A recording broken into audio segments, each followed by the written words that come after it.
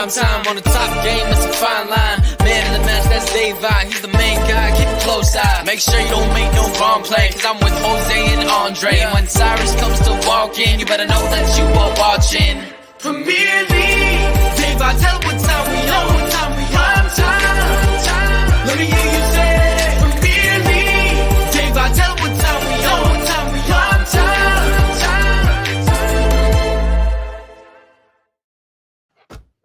Hello and welcome to Premier League Primetime, and you're thinking 3 uploads in just over 24 hours. This is odd.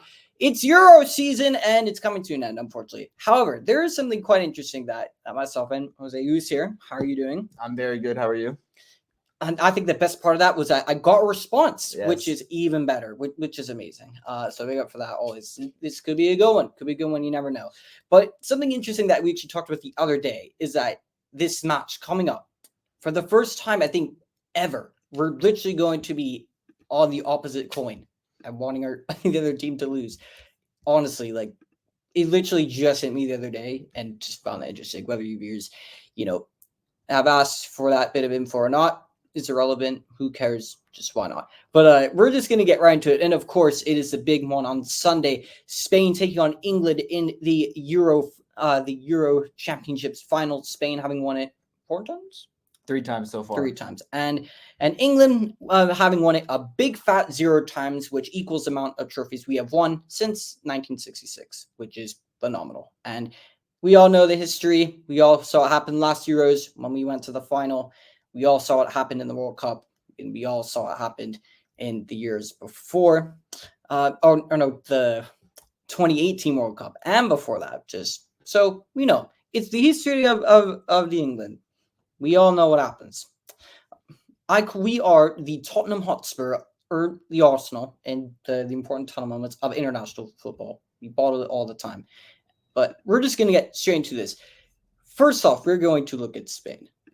And for me, apart from Germany, would you say that you've been the most impressive this tournament? Yeah, I think we definitely have. I think, I said before this, if all is right and just, Spain win this final. Because I think we've been by far the best, most entertaining team to watch so far in this tournament. Apart from Germany, get their credit as well. I think Germany were good to watch too.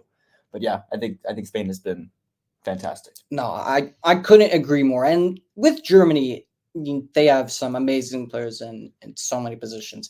But when you look at Spain, that team on paper, that's not a team that when you just look at the squad for the Euros and you're thinking that team's going to win the Euros. No, absolutely not. I mean, I probably predicted us to get to the quarterfinals and get knocked out. So I think we've done really well.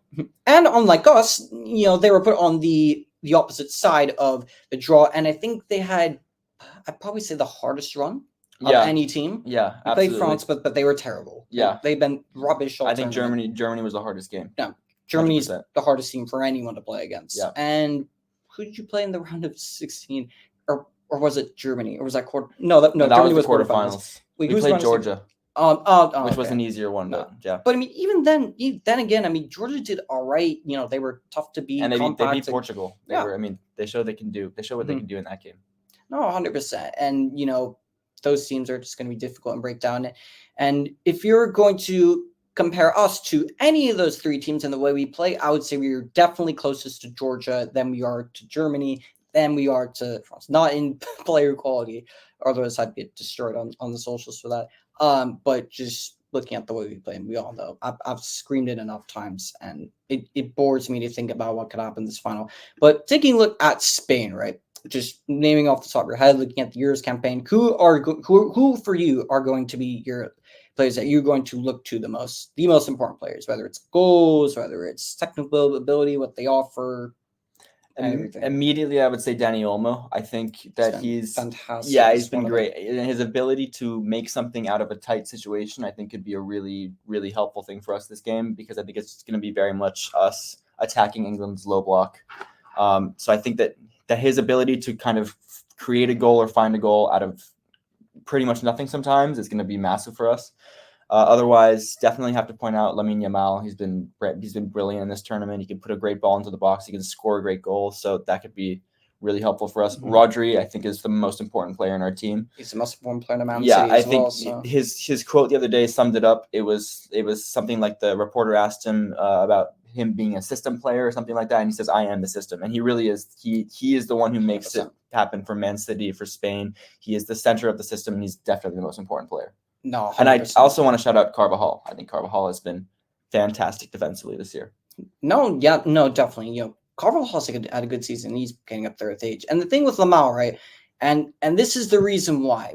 And we've seen, an 18-year-old Wayne Rooney sign for us. We have seen, a young Lionel Messi, a young Cristiano Ronaldo. And when people want to talk to me about players that just don't have the quality and simply aren't good enough, and they use they're young to a certain extent, cool, but at the end of the day, as the old saying goes, if you're good enough, you're old enough. And I look at someone like Lamine Yamal. He's 16 years old. Yeah, it's outrageous. And you look at what he's doing, and people say, we've had disagreements a lot of times. It's this season we've not really agreed on a lot of things. But when people want to constantly defend, players like Rasmus Højlund, for example, and when they specifically use like the young excuse, right? Lamine Yamal, Jamal Musiala, Kobe Mino, his own teammate. Quality, if you're good enough, you're old enough. And Lamar at 16, I think that's just the most incredible part. No, it really is. I mean, even Messi, Ronaldo, we didn't see them at all until they were around 18. So it's like for him to be coming through and putting in this kind of performance in the Euros at 16 is outrageous. And outrageous. For Barcelona as well. They've not had the best recent years, have they? Which I know leaves you very happy. Yeah, it does leave me pretty happy. Yeah. But players like that, you can just see and they have an aura about them. He's special. Yeah, he's a special talent, like Kobe, like Jamal Musiala. There's just something very special about him. But apart from that, what like key tactics or would you make any changes for this match against England, against us, and any players or specific tactics to implement for this game? I really wouldn't. I think we need to approach it the same way we approached the France game, because I think France play at the end of the day a similar style to England. That football is it's horrendous. But it's like I think that we just need to be confident in our approach that it's won us every single game in this tournament so far. We have perfect record in the group stage, perfect record in the knockout stage. So I think that we absolutely just need to be confident in our plan and take it to England. And you might have won this tournament 3 times in a row, so this could be a football heritage two repeat. 2 times in a row, yes, and once in 1960s. Thank you for correcting it. But this could be a football heritage. It could be. I think, in my opinion, it should be. But looking at this England side, right, and looking at the players that they have, how they've been playing, some good, few good, a lot not so great. What specific players would you just keep an eye out for? No, it doesn't necessarily have to be an attacker. Could be someone in the back to target. Could be anyone. Who do you think? I think we need to target England's left-hand side just because it's been changing throughout the tournament. Trippier, I don't think has looked very good on the left. And then otherwise, Shaw came in last game. Shaw could start, but I think that it's even though he's been out for a long time. So I think that the left-hand side is it's a little shaky. So I think that having Yamal on that side will be good. And I think that that's definitely an area we should target. I think we need to look out for players who can create something out of nothing, like Bellingham. Bellingham can just score out of absolutely nowhere, as we saw. He can ghost for 90, then come up with some random goal. Exactly. So that's definitely going to be one of the bigger problems I think we're going to need to deal with. Obviously, we're going to need to not give Kane any space whatsoever because he can score. You give him the ball in the box, he can put it in. It is Harry Kane still. Yeah, regardless. He hasn't been that good this tournament, I don't think, but he's still gotten a few goals, so it's testament to him, I guess. And as I mentioned yesterday about the left-hand side, and I said, someone have mercy on my soul and all of us English supporters. If Trippier starts at left wing back and he's up against Lamel, someone have mercy on my soul, because he is going to get diced, fried, cooked, sauteed. But however you want to describe it. Broiled, yeah. And at the end of the day, right, I think Luke Shaw should have been playing earlier because, what's the point of bringing someone who's literally has not even played a full 90 minutes? Yeah. He's not even played a full 90 minutes. He's not played a full 90 minutes, and you just gave him 45 minutes now in the semifinal when you literally could have done that like a couple days before. Just, again, terrible management as well, but but we all got to be super overly positive because it was a Southgate masterclass yesterday, and we're gonna Exactly. it's gonna it's 100% certain it's coming home, as we all know. But we all know. And then looking at this final, what it could be your preference. It could be De La Fuente's. What 11 do you think is going to take the pitch against England in this final? I'd say Cucurella, probably Lenormand will come back after I think he was suspended in the last game. Yes, he was. As much as I would like to see Nacho start, I think probably Lenormand will come back in. I think he's better ball playing center back. Laporte will definitely start. He's been great this tournament. Carvajal will come back into the 11. In goal, obviously Unai Simon. I would say Rodri and Fabian, both been fantastic. Fabian's been very good. He's been really good. And then Dani Olmo will start at the attacking midfield, Nico on the left, and Yamal on the right, with Morata up front. Yeah, and honestly, I think that the thing with Morata that I genuinely find very impressive, that you won't get the credit for, because at the end of the day, I think he's been memed enough at this point. But I think he's just so good technically. For me, he's one of those players that they're so frustrating in front of goal, but they have everything else. Yeah. And for me, like when I see that, not all people are gonna say he can't score goals. That means he's rubbish. He's very similar to Tony Marshall in a way. He has to hold up play. He has great hold up play. Yeah. And I was watching that Colombia-Uruguay game yesterday, and Nunes, for example, someone was telling me, a couple people at the pub were telling me yesterday that has the most goals in this competition, but in this match, watching him for 90 minutes, he missed like 3, 4, I think maybe 5 clear-cut chances. One bearing down on goal, he puts it wide, puts it over, and and when it comes to just bringing other people into the play, he doesn't do it. So I think to a certain extent, you have to look at both those things. I think it's important out both. But Spain, how confident? I'm pretty confident. I would say. I think that we've just been so good, and we've played teams like France who have great individual players but don't play very good football, and we beat them. So I think it's like, why not? Why can't we do it again in the final? And we have history on our side as well, which is a big thing. No, this is. I think you won it the most times. I could be wrong. You won it the most times. I don't know. I could be wrong. Yeah. Don't take me for one of the most. Definitely. One of the most. Definitely one of. Yeah. And now it's all looking bright and rosy for Spain. And however, just like London weather, as we both know, it's not looking so great for England, does it? No, but you never know. Yeah. Until about like 24 hours ago, just not looking good. But because we just squeezed our way into the final, we're all screaming. Not myself, but a lot of us are screaming. It's football's coming home. I don't know about that, but England, on to the final. In your opinion, just because you've been watching more from a neutral, but we literally do this every week, every month, because 98% of these players come from the Premier League. Who in your opinion has been the standout player or players, both good and bad?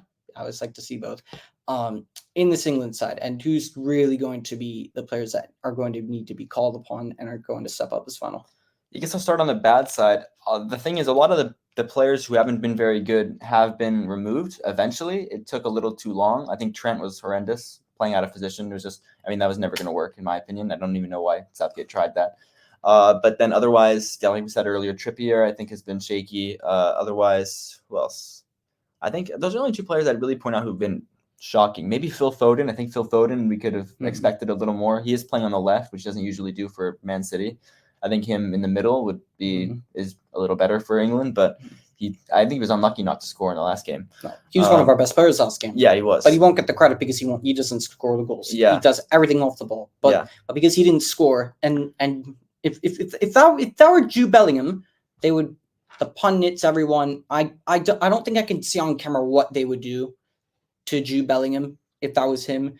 That had just done all the technical work that he did and not scored the goal. Yeah, I think Jude being criticized is harsh, but then again, he certainly hasn't been as good as he was for Real Madrid and in the entirety of the games. He's still doing what he does best, in my opinion, which is come up with a goal He's a box at the crusher. necessary moment. Yeah. He's a box crusher. Yeah, Ancelotti he wants is. him forward He is. Yeah. as a false nine in the box. Yeah, and He's that's not and a he plays midfielder. very well in that position. So I think he's definitely one to look out for. He can score a goal out of absolutely nothing. So I think that's going to be a big problem. Otherwise, Saka I think has really turned up in the past few matches. Yeah, came up with a really important He's goal. definitely turned it around. He's been looking better too. Although the one thing that I will say, I think I was screaming for this back five. I was screaming for it because we don't have the players to play at back four because we are just so spineless in midfield. Apart from Kobe Mino, big up Kobe Mino every single time. I also want to point him out every single time. Big up Kobe Mino. Not in the words of Ray Hudson, majestic performance against Netherlands. Yeah, he played unbelievable. Best player on the pitch in my opinion. Absolutely phenomenal. And again, it goes back to the thing: if you're good enough, you're old enough. Since November, 18 years of age, he's gone from playing for the under 23s to now starting the final of the Euros. Yep. Such a good. I cannot praise. Yeah, he's an incredible player. Honestly, he's definitely going to be crucial for us. But I think a lot of the problems that we've seen, it's tactically. I agree. I think that the team is capable of playing as well, if not better, than Spain. On paper, at least. It has the players to play good football. Yeah. England should have won a trophy. We should have won the Euros last year. That should have been our Euros. Even though every game was literally played again at Wembley. We, potential borderline corruption or not in the match fixing there. But, every game's played at Wembley. You had a very good team and you couldn't get over the line against an Italy team where we scored the opening goal. They were there for the taking. And then after 5 minutes, Southgate does the Southgate special. Shuts up shop. The Southgate shutdown. Yep. He's going to shut down the shop. He shut down shop. Italy scored, and we slide them back into the game, and then they won on penalties. So, genuinely couldn't be more typical Southgate or England of us to do that. And I think you look at the issues of Phil Foden. Why is Trippier even on the plane? Why didn't we just bring another left back instead of the favorites? It just made no sense to me. I've been playing Trippier there. Why it took us so long to just play Kobe, and instead we did 2 games with Trent and Gallagher. Apologies. Lord have mercy on my soul that I have had to see 3 straight games with those 3 in midfield, and it took that long to play Kobe. Yeah, that was horrendous. That was terrible. And if we somehow go ahead in the match, in that second half, the Gallagher's going straight in there. Yep. Kobe's going to come off, and Gallagher's going to go straight in there. He's going to run around, and Spain's just going to pick up off the midfield. And I think Phil Foden, the thing with Phil Foden is, and I know you're just talking about it, but people want to criticize Phil Foden, and he rightly should be criticized. However, he, as you said, he shifted on the left. I saw him pick up positions in the center back position and the defensive midfielder position. He shouldn't even be there. No, never. No, he's totally a forward player and a brilliant forward player. In the middle and on the right, I think he's brilliant. And I think a big mistake was building this midfield around Jude Bellingham. It should have never been built around Jude Bellingham. This midfield, it was tailor-made to be built around Phil Foden. He should have been given the keys to the number 10. He should be on that number 10. Bellingham should be playing deeper because at Dortmund, before Real Madrid, he can be a box-to-box midfielder. Yeah, he can play for Birmingham, for Dortmund. Yeah. And then, Carlo looking at the players that he has, and, Don Carlo always, and he is the Don, because no matter who he has, he always doesn't make that much of a fuss if he doesn't have the players that he's got. He always just makes the best of what he's got, tactically, formation-wise. And he's like, Jude playing in the false 9, have your free role, and you have the other 3 midfielders. If you notice, Tchouameni, Valverde, Cruz, Camavinga, we're all behind him doing all the dirty work, the donkey work, and you have Vinny Rodrigo there to provide goals, to lead the high press, and Jude's just there doing whatever he wants. And he's being played in the most pivotal part of this system at the 10. And he's flopping, other than the goals that he comes up. And that's why, he's on forward watch. Declan Rice. What are your thoughts on him this tournament? I mean, he's been all right. I mean, I think it's just about the play style. We see what he can do for Arsenal, and we see what he can do for West Ham. But I just think he's being so limited by the system that To an extent, yes. he just has to defend all the time, and because he's playing with Kobe, who I think is a better is a better kind of player to go forward. Easier in a sense, but I think that Declan has been really limited by the system. Yeah, I think that's true. But at Arsenal, he had Jorginho and Partey holding his hand. Yeah, exactly. Kobe Mino has been holding Casemiro and Amrabat's hand all season, and now he's having to hold the hand of the guy that you'd look to in the midfield to be the leader, the guy.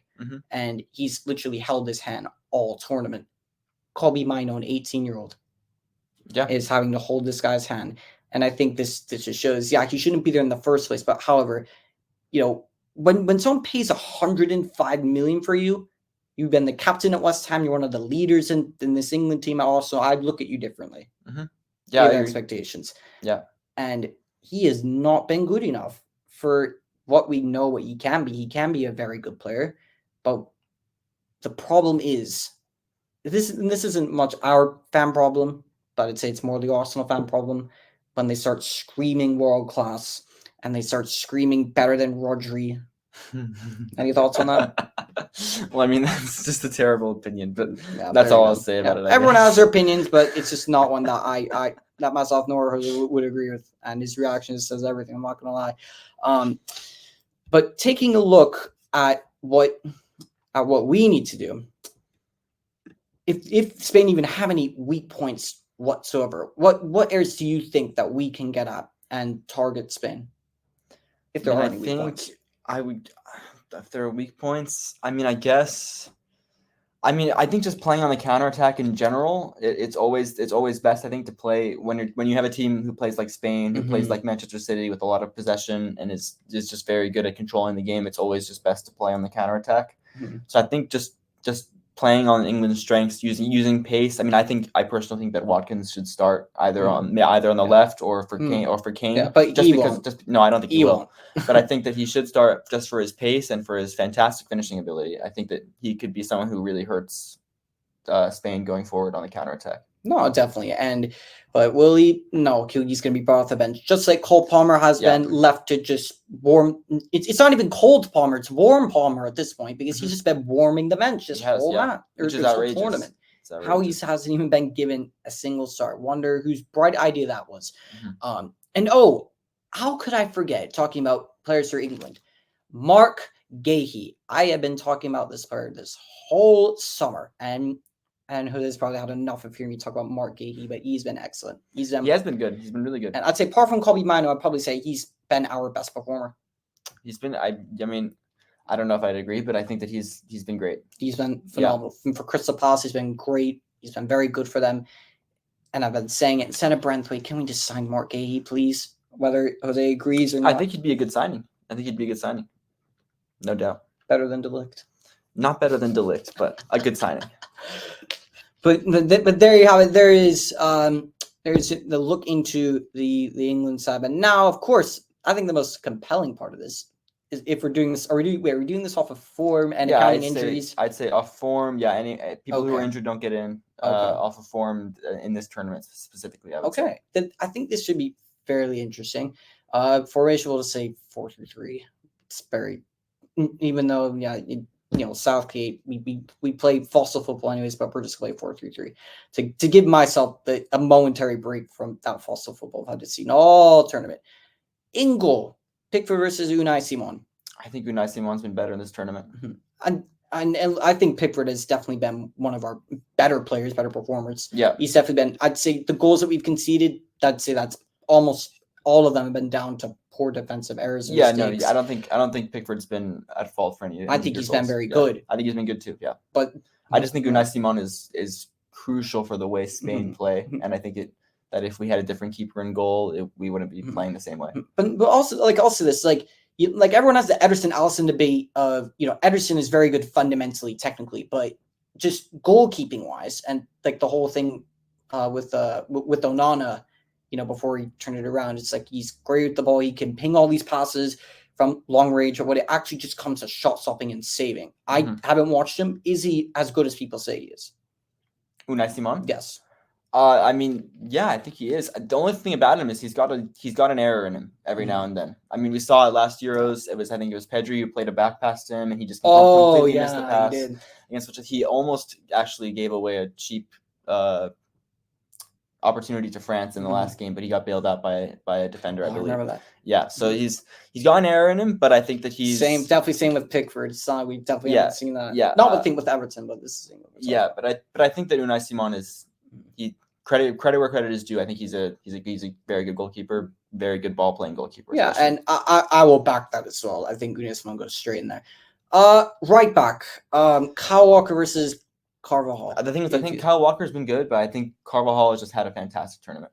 When I look at Kyle Walker, I'm thinking this is not the Kyle Walker I know. When you're someone like Mark Gahey and you're looking around and look for someone experienced to learn from, if you're watching Kyle Walker this tournament, it seems like he's just forgotten how to stay on his feet. He's falling all over the place, mistiming tackles.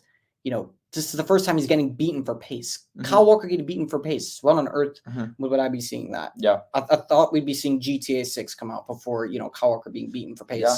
But in any foot race. It makes me happy because hopefully this continues into his form for Man City next season. Phenomenal. And because he's so important. He's so important. 100%. Yeah, I'm hoping he gets his pace back for one game, and then after that, he can sell it as much as he wants. I don't care, but just turn off this game. But who'd you say goes on our right back? Yeah, definitely Carvajal. That's fair. Carvajal in our right back.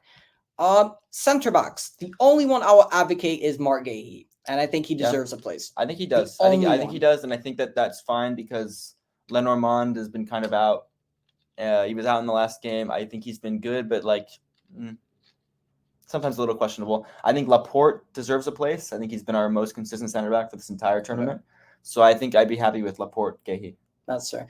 People are going to say John Stones or I don't know. Paul Merson would probably make an entire England 11, the Southgate team. For the combined 11, and I swear on my life, that's probably something you would do. But I like the sound of that. Whether those two would complement each other or not, I feel like they're fairly alike. Think about it. If I'm overthinking it, technically, but I think that partnership, I think, would probably be the best one. If you say Laporte's been yours, best, Gahey's been ours, so I'll say that works. Left back, Luke Shaw, if you even want to consider Luke Shaw, I think that's just beyond unfair. Luke Shaw is a much better left back than Cucurella, but Cucurella has to be but I think I don't even like Cucurella, but I think he's been fantastic in this tournament. I think he's been so good defensively, and he's even been good going forward. He's been great, making great overlapping runs, and I've been really happy with him. I don't even like him. I think I actually think he's a bad player, but I think that he's been really good in this tournament.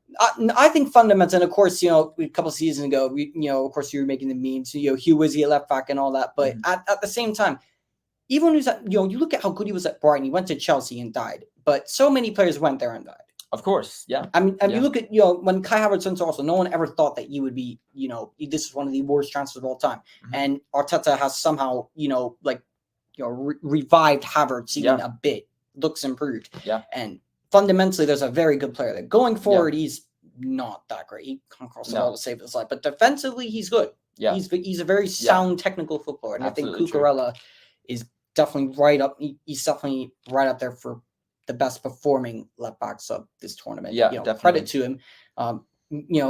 I don't think you can squeeze Luke Shaw in there. That just would not be fair whatsoever. And then apart from that, probably say Bukayo Saka would be your best left back, and that just has everything you need to know. Yes, Cucurella goes straight in there. Midfield trio based off of performances. Yeah, it has to be 2 of Spain's and 1 of ours. Yeah, I mean, Rodri, Fabian have to be in there. Yep, 100%. Yeah. You could maybe argue Dani Olmo, but I'm going to. I'll talk about Dani Olmo later. I'm going to vouch and defend a spot for Kobe. There are not many players in this squad that I will vouch and defend for 100%. But him and Mark Gahey, I will put my neck on the line for. Yeah, I think Kylie Menu and Fabian and Rodri is a sound midfield. But I think if you wanted to make it a full Spain midfield, you could. You definitely could. Yeah, I think you could. Yeah. But if we're choosing between Kobe Mino and Dani Olmo, you're still going with well, no, like I said, we'll talk about Dani Olmo later. All right, Don't worry. All right. Kobe Mino, I guess it is. Kobe Mino, Fabian, and Rodri. The front 3. Now I'll talk about Harry Kane goes straight. Now I'll talk about Danny Olmo. Danny Olmo, I think, goes in on the left. Yeah, that actually could work. Yeah. Unless if you prefer Nico Williams. I think Danny Olmo's been better than Nico Williams in this tournament. I think fundamentally, I don't think that's even a question either. Yeah. If unfortunately Phil Foden's not in there, I think if Phil Foden had been playing in the 10, in the number 10 position, then I think maybe an argument to even just but you could say I'd say Daniel Olmo fits there. Right hand side, right hand side, I think it has to be even though Saka's he's been looking good for us in the last couple of games. I think just throughout the whole tournament, I think Yamal has the most assists in the tournament. I think so. And up front between two strikers that just cannot hit the back of the net to save their lives. I think I'm okay with going Kane. I think Kane's been better than Morata, ever so slightly. I think Morata is better. Morata is better for the way Spain play, but I think Kane. You know what? Honestly, I'd be willing to do a Danny Olmo false 9 and tactically change it up because neither of them deserve to be in this team. Honestly, I would genuinely would rather put someone else in this team. But I don't know if you'd be open to that. Like Danny Olmo false 9. Who else would we put in? We could put someone on the left. I'd throw Jude's name out there. I think Jude is just that important. Saka's been performing better all around than Jude Bellingham has over the course of 90 minutes.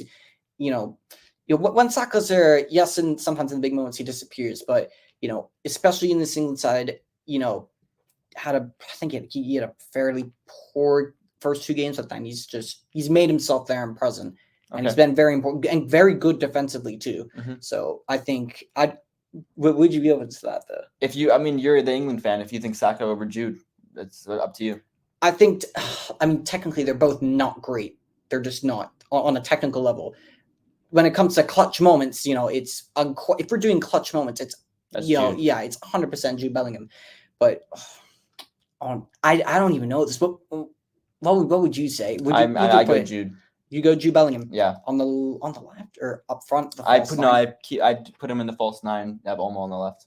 Yeah, I could. I guess you can go with that because we're also going to need something to appease the viewers as well. And gosh forbid if they hear any more of me criticizing Jude Bellingham, my head's going to be on a stick. So gosh forbid. I guess there's your combined 11 just to quickly run through it. So in goal we have Unai Simon, right back Danny Carvajal, centre backs Aymeric Laporte and Mark Gahey. Left back Marc Cucurella, your midfield of Rodri, Fabian, and Kobbie Mainoo, and up front we were playing with 0 strikers because both of them cannot score goals for to save the lives of this tournament or have been rubbish. So we're going with Jude Bellingham in the false 9, and we have Danny Olmo on the left and Lamine Yamal on the right. And lastly, score predictions to end this. How you think this is gonna go? I want to be confident, I guess. I'm going to go 2-0 Spain. 2-0 Spain. I think we're going to play well and win comfortably. I'm going to say 3-1, 4-0 to England. I'll say 3-1 Spain because I think when the floodgates open, they're going to capitulate. So I will say 3-1 Spain, but I'm going to be backing the lads 100%. But I'm prepared. I'm ready. I'm ready to be called negative after this goes up. I'm ready for it. People, I'm ready for it. And if we lose this, you know what? I'll try and I don't know, squeeze myself a win out of this and just say I told you so. But it's just being me. But of course, there you have it. There is your Euro 2024 final preview. Let us know down in the comments below. What do you think? Do you agree with myself? Do you agree with Jose? Do you agree with both of us? Or do you agree with absolutely none of what we have to say and you think we're just chatting shit? Let us know down in the comments below. And we will see you in the post-match, or at least in my post-match analysis. Hopefully it will be after when we have won, but I have a strong feeling I know what that is going to be. But we will see you in the next one. Take care. Thank you so much for watching our upload, and let us know down in the comments below, what are your thoughts on anything and everything addressed in this feature of Premier League Prime Time? Smash a like on the video, and make sure you subscribe to our channel. And be sure to check out our other platforms on Instagram, Spotify, and Apple Podcasts. And we hope you have an absolutely fantastic day/evening. Take care.